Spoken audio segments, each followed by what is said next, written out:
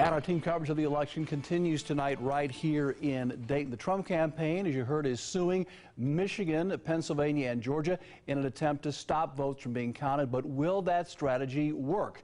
2 News reporter Caroline Morse spoke with some legal experts about the president's plan to use the courts to try to swing the election.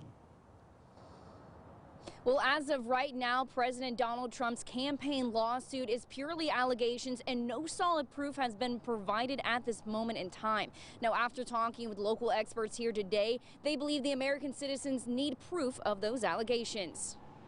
Lawyers are not allowed by our ethical code to file lawsuits that are frivolous. President Donald Trump filed several lawsuits against Michigan, Pennsylvania, and Georgia, but with no substantial pieces of evidence and purely allegations. Experts say Americans want the facts. If the Trump campaign lawyers have some facts that would suggest there are irregularities or that the count is somehow not going correctly, they need to tell us what those facts are. If they have no facts that back up their claims and they're just hoping to find some and slow everything down because they don't like where they sit right now, that's a serious violation. Officially, the timeline for election results getting reported through several levels is through late December, and experts believe that President Trump may just be buying time until then. If they have more time, they might find some kind of voting irregularities, and that's what they've alleged in Wisconsin.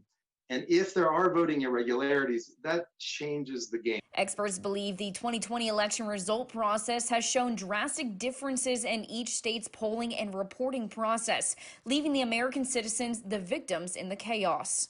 American people lose confidence, and they say, well, why is it okay to wait 3 days after an election in Pennsylvania, but not to wait any days after an election in Wisconsin? How could that be? The election loses its credibility when we have so many different sets of rules. Without substantial evidence, experts believe that the late December deadline still stands. Live in Dayton, I'm Caroline Morse, 2 News, working for you.